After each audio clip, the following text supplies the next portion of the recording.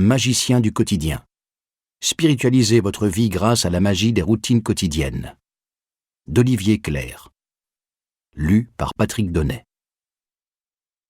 Vous avez certainement déjà vu des photos de mégalopoles noyées par le fog, ce sombre brouillard de pollution atmosphérique. La quantité de soleil qui parvient à percer cette couche d'air vicié est largement diminuée. Sa lumière n'atteint pas le vivant en plénitude comme en haute montagne ou dans le désert, où la qualité de l'air est particulièrement pure.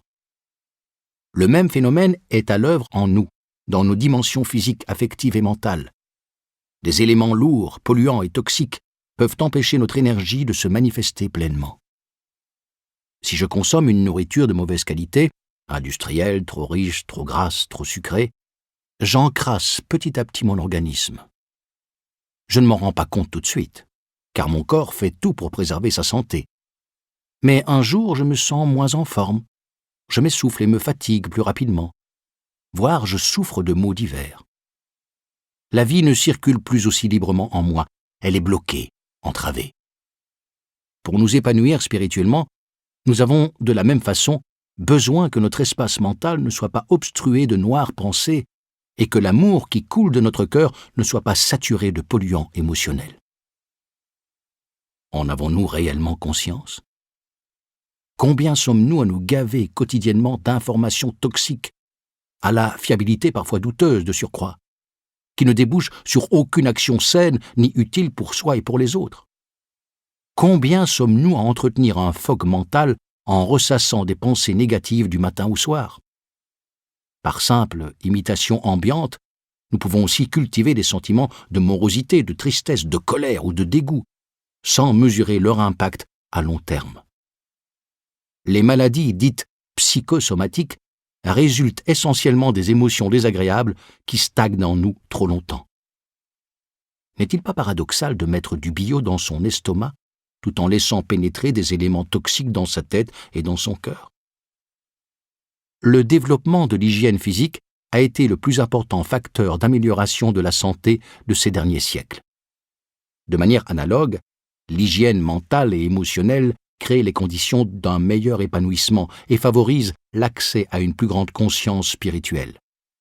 Attention, il ne s'agit pas pour autant d'en faire un dogme puriste, doublé d'intolérance. Un organisme sain, corps, tête et cœur, compose facilement avec des écarts et retrouve vite son équilibre. Il s'agit plutôt de développer une hygiène de vie globale qui laisse l'énergie spirituelle se manifester toujours davantage en nous. En pratique, l'idée est de mettre de la conscience dans la façon dont vous prenez soin de votre corps, de votre cœur et de votre tête. Quels aliments procurez-vous à votre corps ? Quel exercice ? Quels soins ? La conscience vous conduira progressivement à en améliorer la qualité, de la manière qui vous correspond le mieux. Respiration, yoga, danse, marche, sport, etc. Mettez également de la conscience dans votre vie affective et émotionnelle.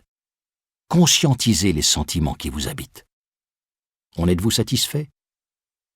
Vous trouverez dans les chapitres consacrés au cœur, aimer, remercier, pardonner, prier, des pratiques qui vous aideront à favoriser les meilleurs états intérieurs.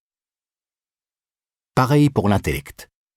Commencez par développer une conscience toujours plus aiguë de votre climat mental, des pensées chroniques qui vous habitent. La prise de conscience est le début du changement.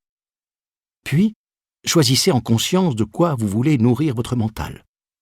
Si les infos sont des graines, que souhaitez-vous cultiver dans votre jardin intérieur ?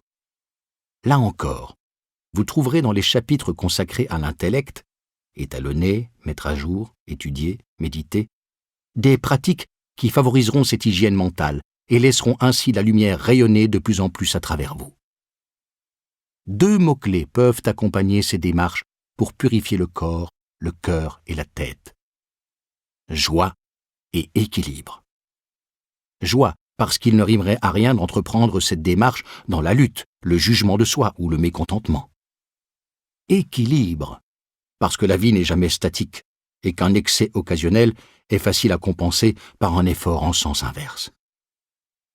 Soyez joyeusement équilibrés.